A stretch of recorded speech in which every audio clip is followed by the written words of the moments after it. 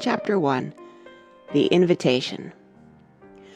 "Oh, push it harder, much harder, so I can go away up to the treetops," cried Jerry. "Don't you just love to fly through the air this way?" Mary Lee gave the swing one more push. "There," she exclaimed. "That's the best I can do, Geraldine White. I'm hot all over now," and she dropped down on the soft grass at the foot of a big tree. "After the old cat dies, I'll give you a fine swing," promised Jerry. "You'll think you're in an airship." "Indeed you won't," protested Mary. "It's horrid and makes me feel ill. Oh, look," she exclaimed, "here comes Beth Burton." Flying down the street, her hair streaming behind her, came Beth, her cheeks aglow and her dark eyes dancing with excitement. Mary had run at once to meet her, and Jerry followed as soon as she could stop the swing. "It's the loveliest news," panted Beth when she had reached them. "An invitation." "Oh, do tell us what it is," demanded the other two in chorus. "Well," continued Beth, placing an arm about each as they all walked up the path, "it's to go motoring. My Uncle Billy is going to take us." And she gave each girl a little hug. "But that isn't all," she added. "There's a surprise on the end of the ride." Jerry danced up the path with joy. "A motor ride and a surprise all in one day," thought Jerry. "I think it's just dear of him to ask us to go too," said Mary. "He could have taken you alone." Beth smiled as she replied, "It wouldn't be half as much fun without you, and I don't know what the surprise is either. Uncle Billy wouldn't tell me." Jerry suddenly stopped dancing. "Mary Lee," she said, "you're just as big a goose as I am. We've never asked Beth when it's to be." "Why, today, of course," was the laughing answer. "That's why I hurried so.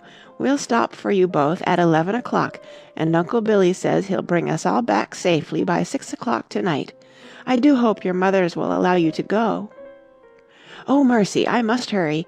I'll have to ask Mother and then change my dress." And Mary darted down the path. "I'll come back here when I'm ready," she called to them over her shoulder. "I shall have to hurry home too," laughed Beth. "But, Jerry, before I leave, do go in and ask your mother if you may go." It took but a moment for Jerry to reach the house, and in another she had reached the room where her mother sat sewing. "Oh, it's going to be such fun. May I go? The whole day, and a motor ride, and a surprise, too. Isn't it sweet of Beth?" "Jerry, what are you talking about?" asked Mrs. White. "A motor ride and a surprise? What do you mean, dear?" "Oh," giggled Jerry, "I always get mixed up when I talk fast." And standing beside her mother, she explained about the invitation she had just received from Beth. "Indeed you may go, and I'm sure you will enjoy it very much," was her mother's reply. "But now you'd better run upstairs and get ready, for you haven't much time." Jerry, happy to receive her mother's permission, flew to the door. "It's all right, Beth dear," she called. "I may go." "Oh, I'm so glad," answered Beth. "Be sure you're ready at 11. End of chapter 1.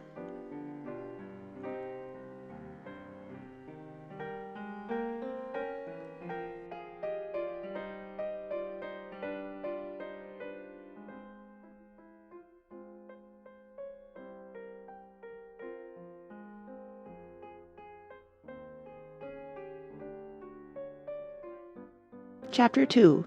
The Motor Trip. "Mercy goodness, 5 minutes to 11, and I can't find my hat," and poor Jerry darted from one closet to another in her search. "Where do you suppose it is?"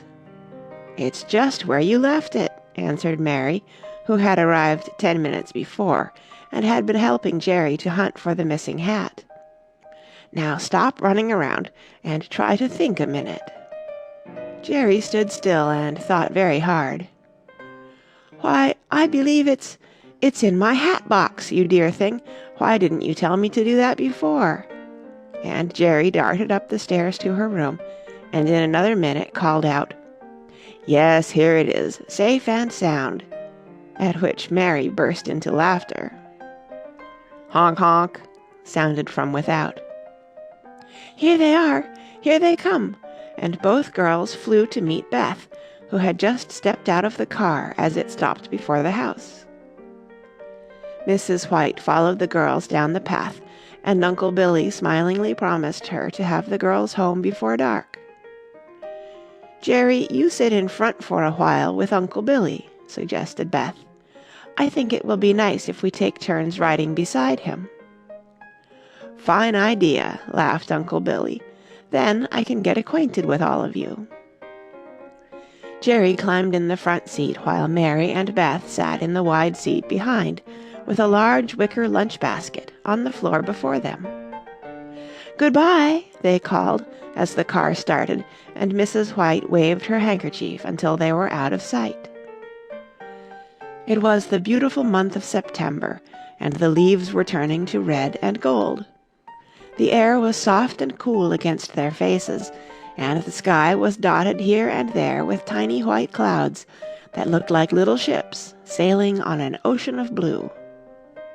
Uncle Billy had headed the car toward the west, and it sped down the country road, leaving the town of Maryvale far behind. Past fields and farms they flew, through woodlands, and over little bridges under which ran tiny bubbling brooks. "It's like being in fairyland," whispered Mary. "Look, the leaves have made a gold and crimson carpet." "Yes, and at night the fairies dance in the moonlight," answered Beth, "and drink honey from the bluebells. Wouldn't that soft mossy bank make a lovely throne for the queen?"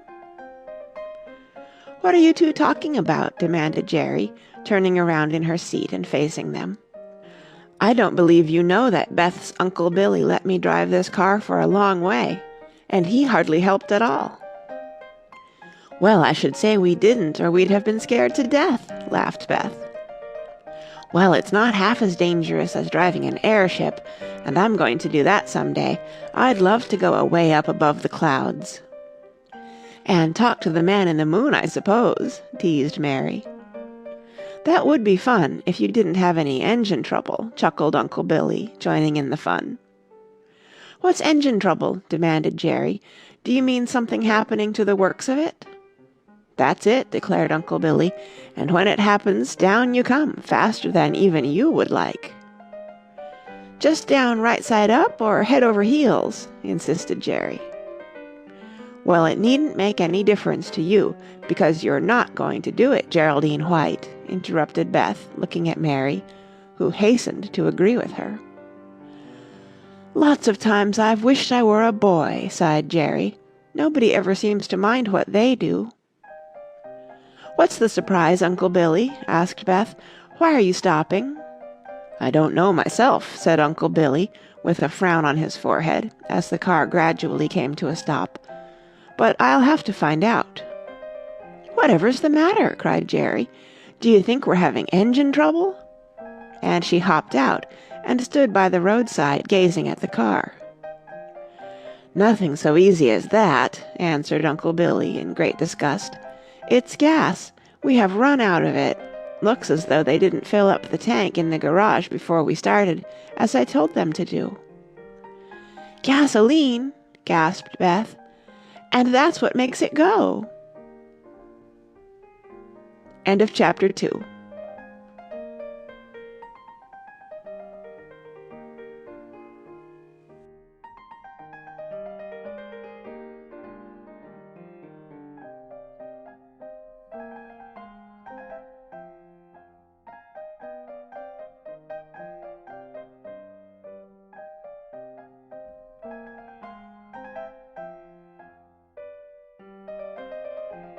Chapter 3.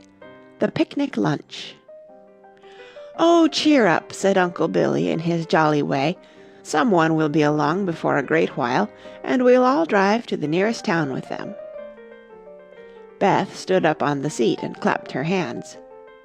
"Listen, everyone," she said. "Let's have luncheon while we're waiting."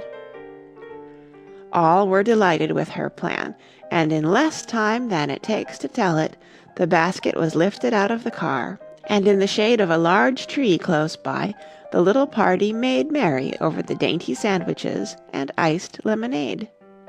There were little cakes, too, with pink and white icing. "I know Martha made these," commented Jerry. "They taste like a cake we had at your party, Beth." Uncle Billy declared that never before in his life had he eaten so many good things, all at one time. "There's a wagon!" And Mary, who had been the first to see it, jumped to her feet and pointed up the road toward a farm wagon, piled high with hay, which was approaching them. Uncle Billy started off at once to meet it, and while the girls were busily packing the things back into the basket, he was telling the man who drove the wagon about their mishap. "You can all come along with me to town, and then send someone back with gasoline to fetch in your car, if you like. I'm driving into the county fair," explained the farmer. "Fine," decided Uncle Billy, "we'll do it."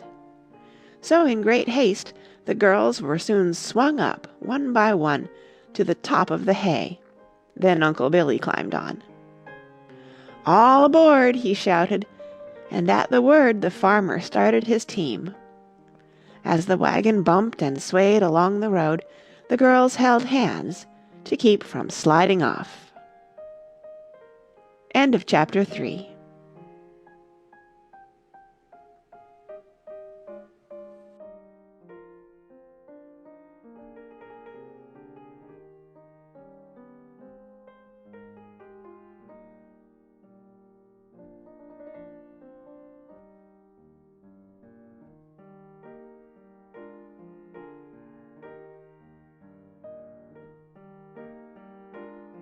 Chapter 4. The Fun Begins. "Did you ever see so many wagons in all your life? Why, there are hundreds of them," declared Jerry, when they had reached the little town and were driving down the main street. "How would you like to go to the fair?" suggested Uncle Billy, with his eyes twinkling with merriment. "Oh, do you really mean it?" questioned Mary. "I've always wanted to see a county fair." "So have I," echoed each of the others. "All right, it's a bargain," nodded Uncle Billy. "You all wait here," he told the girls a few minutes later, as he helped them out of the wagon, "while I get someone to bring the car into town."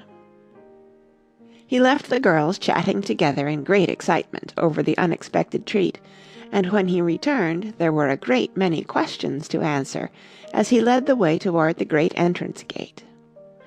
"Tickets! Tickets to the fairgrounds! Here you are, boss. This way to the ticket booth." "I wonder if he thinks you all belong to me," said Uncle Billy, smiling and nodding to the man in the plaid suit and high hat who had addressed them. "How funny," laughed Beth. "You don't look a bit like our fathers." "There's the merry-go-round," pointed out Mary when they were inside the grounds. "And there's one of those funny houses you get lost in." "Oh," exclaimed Jerry to Uncle Billy, "look at yourself in that mirror. You're only a foot high and fat as a butterball."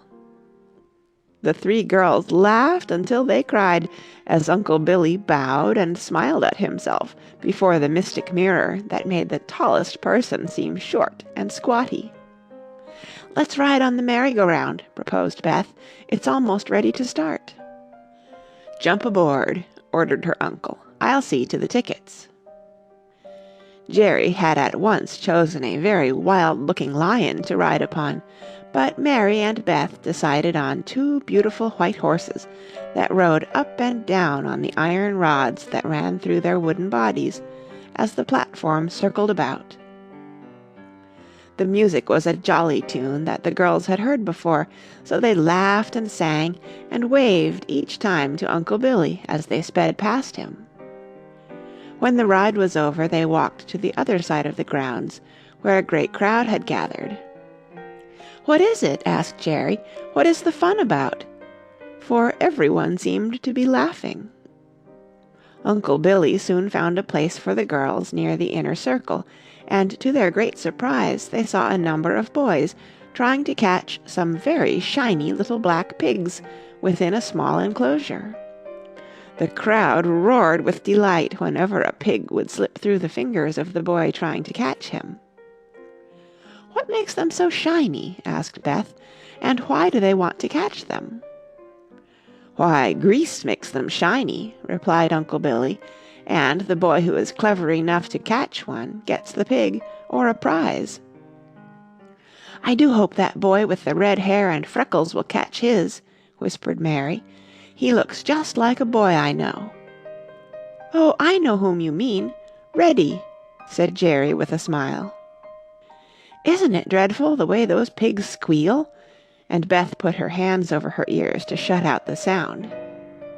At last the red-haired boy, whom Mary hoped would win, drove a pig into a corner, and as the crowd watched, he managed to grasp it by a fore and hind leg, and held it close to him.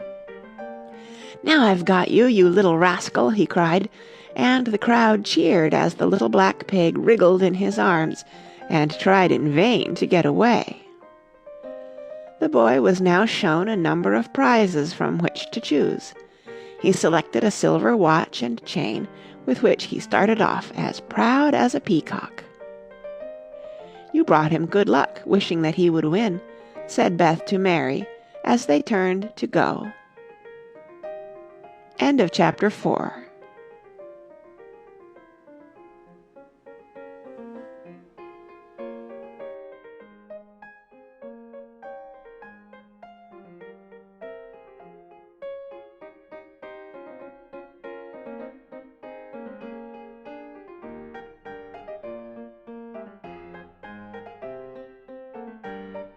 Chapter 5.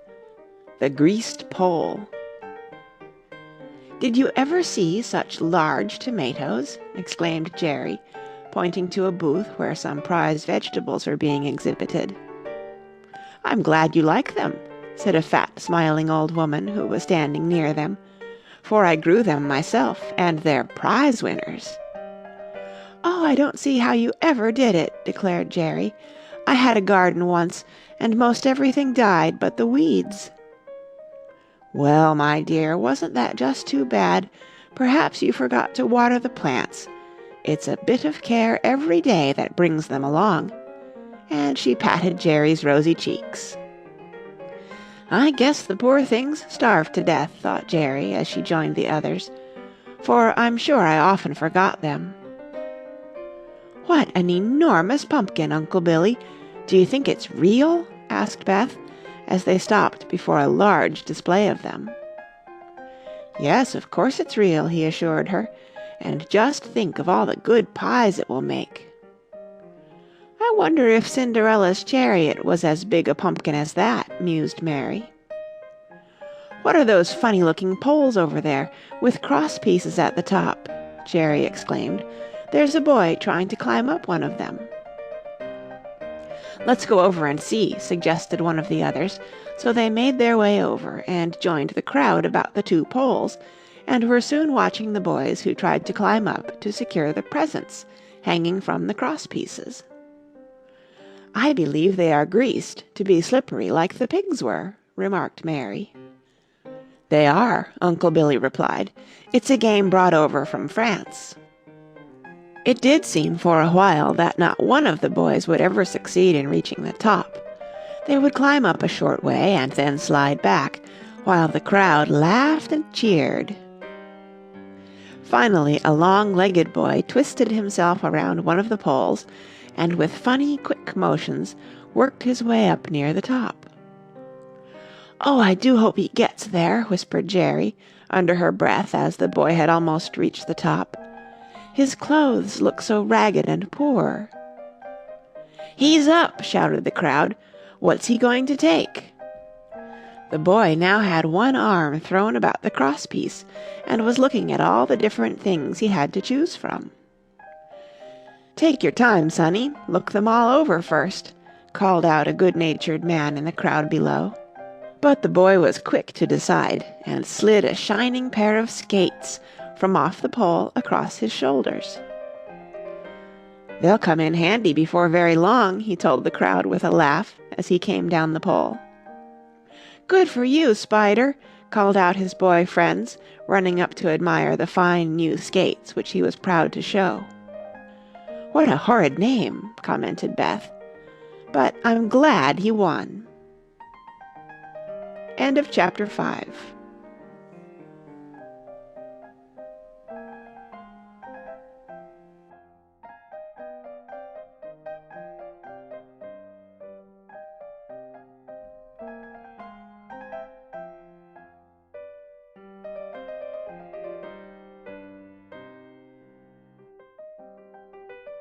Chapter 6. Jerry's Treat. Uncle Billy now led the party over to the popcorn and peanut stand, where he made several purchases for them, after which he told Jerry that he had a treat in store for her. "It's a secret between us, and we'll tell you all about it when we get back," he said to the others. "Now, what would you like to do while we are away?" "Ride on the merry-go-round," declared both the girls in a breath, and so after a few minutes, when they had reached the merry-go-round, a long string of tickets was handed to Beth, and she willingly promised to remain there until Uncle Billy returned. "What is it we're going to do?" asked Jerry in great excitement, dancing along beside Uncle Billy as they started away. "Away over your head I see something," he answered.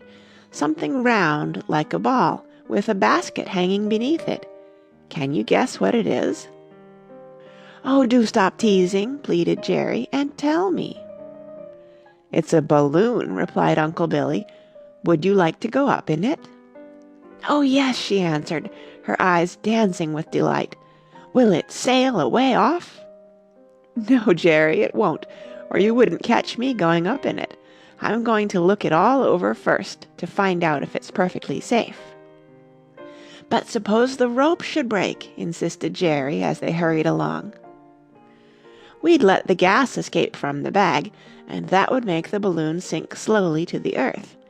Of course, we would not let all of the gas out, but just enough to let it sink to the ground. Why, you little monkey," added Uncle Billy, "I believe you wanted it to break away." And he laughed at her daring. After the balloon ropes were well tested, both climbed into the basket, where 2 women passengers were already standing beside the attendant. "Only 50 cents for 10 minutes above the clouds," shouted the man selling tickets. "Step this way and get off the earth." "He's trying to be funny, isn't he?" laughed Jerry, as she held tightly to the basket's edge. "All aboard for the ascension," someone called, and with a queer swaying motion and sudden lurches, the huge ball of gas rose slowly into the air. "Oh dear, I wish I'd never come," exclaimed the woman standing next to Jerry. "Aren't you scared, little girl?" "Oh, but don't you like it?" was Jerry's surprised answer. "I think it's wonderful. It's almost like being a bird." Uncle Billy bent down to look at Jerry as they arose higher into the air. "Is it as fine as you thought it would be?" he asked. "Oh, it's heaps nicer," she cried, clapping her hands. "See how small everything is down there, and do you see the merry-go-round? What would Mary and Beth think if they knew?" "Over those hills is Maryvale," he pointed out. "That road winding in and out leads to the town. It's the one we came by." "Looks just like a piece of ribbon, doesn't it?" she answered. "Seems as though we've stopped going up now," she observed a moment later. "Well, thank goodness," sighed the woman seated next to her. "I'm sure it's plenty high enough for anybody. I'm most scared out of my wits now." Jerry squeezed Uncle Billy's hand as she looked up at him. "She's afraid," she whispered. "Which way is the ocean, Uncle Billy?" she added a moment later. "Which one? You know we have 2 of them," was his teasing reply. "Of course I know that, but I mean the Atlantic. That's the one I like the best, because you go to Europe that way."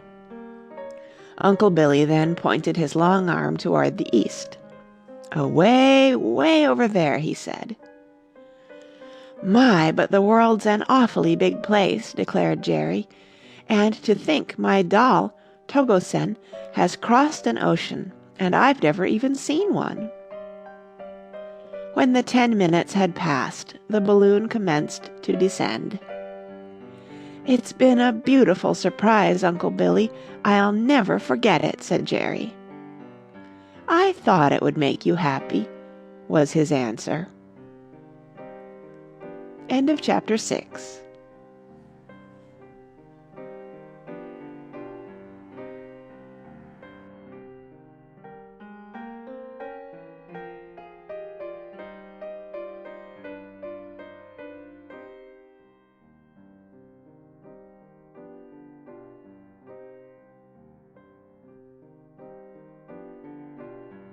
Chapter 7.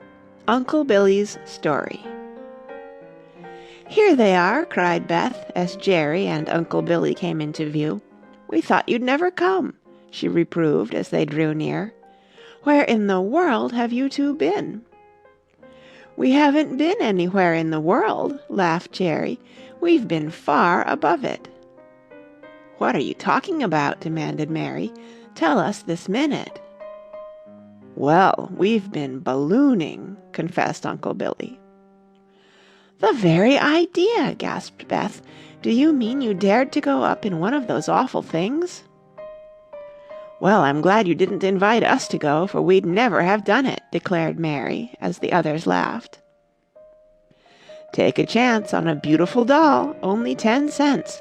Won't you young ladies take a chance? Said a boy, stepping up to them and waving a handful of tickets. How do we know she's beautiful? Asked Uncle Billy. We'd like to see her first. Only a few tickets left, urged the boy. You'd better take them now. The doll's right over there in the glass case for you to look at. The 3 girls darted off for a peep at the doll, and Uncle Billy, after buying 4 tickets from the boy, followed them, and all stood gazing at the beautiful large French doll. Oh, if one of us could only win her, exclaimed Mary. She would be so stylish at our parties with that lovely French look, and we would call her Mademoiselle Marie, like your French teacher, Beth. We'd have to have very fancy parties when we invited her, responded Beth, or she might turn up her nose. We will call out the winning number from this spot in just a half hour from now, called the ticket seller, and everyone be on hand who has a ticket. Let's have some ice cream, suggested Uncle Billy. It'll help pass the time while we're waiting to find out who's the lucky one. Oh, goody, I love ice cream, exclaimed Mary. Uncle Billy, you always think of the nicest things. When they had found a small table in one corner of the raised platform where refreshments were served, the little party seated themselves quickly and looked about at the crowds of people passing below them. Isn't it pretty here? Observed Mary, looking at the garlands of leaves and flowers that covered the beams above their heads. I think it's the best day I ever had, announced Jerry.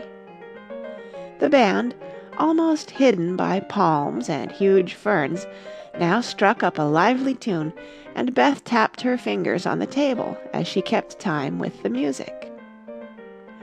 Uncle Billy ordered for each the cream she most liked, and a generous plate of little cakes. I'll take plain vanilla with chocolate sauce, he said to the waiter, and when Mary asked why he didn't take strawberry, as it was so good, he threw back his head and gave a hearty laugh. I'll tell you, he said, but you must promise never to repeat it. We promise, they agreed. So leaning forward until their heads were close together, he began. It happened a long time ago. I was just 8 years old, and had been told by my mother to take a strawberry shortcake she had made to our church, where a supper was being held.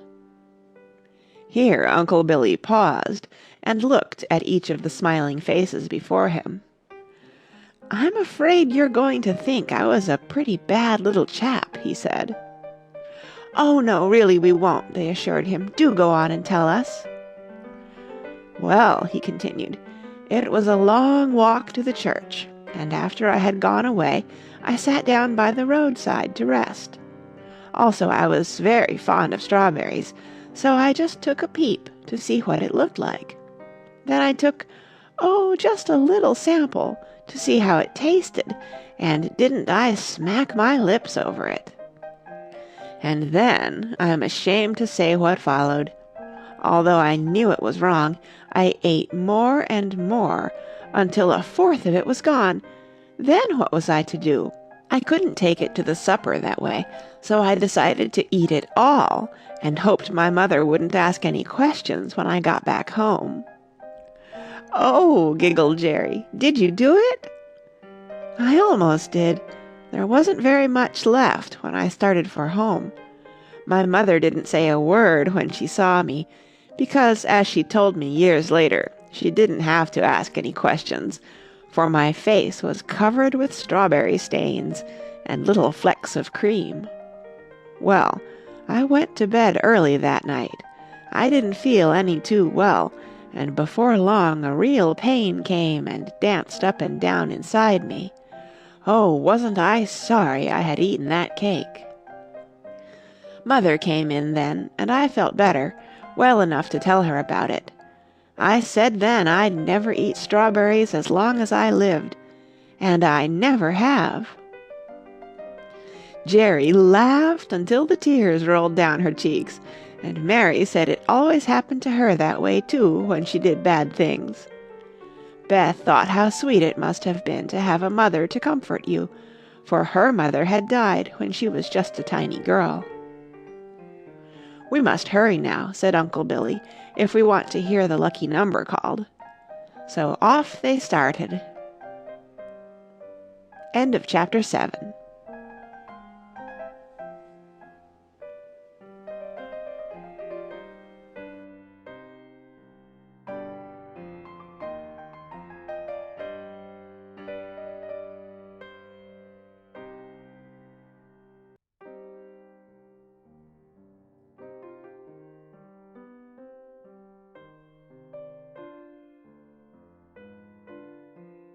Chapter 8.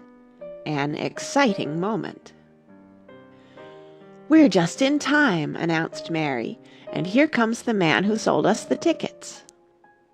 The crowd drew closer to the high box which served as a platform, as the man stepped upon it. The first thing he did was to open a shoe box which he had been carrying under his arm. He then requested anyone who wished to step up, so as to see that the numbers in the box ran from 1 to 100.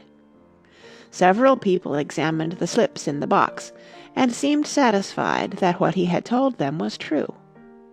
"All right," he continued, "now will some young lady step up on the platform and draw a number out of this box?" "Isn't it exciting?" cried Jerry. "It's so near." Someone lifted a little girl of 3 or 4 years up to the platform, and the man held the open box before her. "Everyone look at his number. We don't want to be kept waiting," he shouted. Uncle Billy then gave each of the girls one of the tickets he had bought, and kept the fourth one himself. At a nod from the man, the little girl stretched out her hand and plunged it down into the box. "Just take one of them out," directed the man, and the little tot smilingly obeyed, holding up one of the pieces of cardboard. "Number 97 wins the doll," called the man from the box, as his eyes swept the eager crowd. For a moment there was not a sound, then, "I have it!" cried a hearty voice, so close to the girls that it made them jump, and Uncle Billy strode forward to show his number and receive the doll. A roar of laughter went up from the crowd as he placed the doll on his shoulder and started to return to the girls. "Isn't it wonderful?" cried Mary in delight. "Oh, I'm so glad he got it," and Jerry jumped up and down in her excitement. "So am I," agreed Beth. "I'm so happy, but what will he do with it?" The crowd disappeared, and after Uncle Billy had joined the girls they found a seat, where all could take their time to examine the beautiful new doll. "What will we name her?" inquired Mary, patting the doll's golden curls. "Aren't her eyes beautiful? They're blue like yours, Mary," remarked Jerry. Uncle Billy, who had said nothing up to this time, now drew a letter from his pocket, from which he tore 3 little strips of paper. "I'm going to chance her all over again," he declared. "Each of you take a slip. The shortest wins the doll." "Not I," objected Jerry, "because I've had a balloon ride, and I loved it more than anything else. Let Beth and Mary choose." "Oh, that wouldn't be fair," protested Mary. "Yes, it is," agreed Uncle Billy. "I understand. Jerry doesn't want to be selfish." "Well," insisted Beth, "I have the best of all, so I'm not going to draw." "What do you mean?" asked Mary. "Why, can't you guess? My Uncle Billy," laughed Beth. "He's only make-believe yours, but he's really mine." Uncle Billy put his arm about her and kissed her happy face. "That's right, too," he said. "Little Beth has me." "Oh, Mary, don't you refuse too," pleaded Jerry, her eyes shining, "or the poor dear won't have any home." Mary held out her arms to take the doll which Uncle Billy handed to her. "I'll love you always," she whispered, "and Annabelle will love you too." "Well, what is her name to be?" asked Uncle Billy, as Mary with her new-found daughter stood before them. "I think," answered Mary, with a smile, holding the doll very close in her arms, "I shall call her Elizabeth Geraldine, for her 2 aunts." End of chapter 8.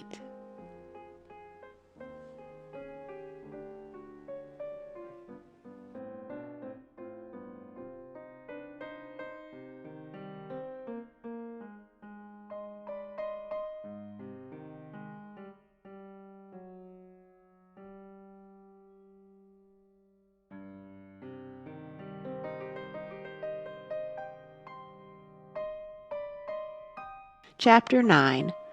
Home Again. "If we're going to get home before dark, as I promised, we'd better be moving along," said Uncle Billy.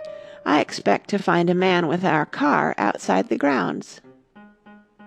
The 3 girls arose reluctantly from their seat on the long bench. "Well, I suppose the very best of days must come to an end," sighed Jerry.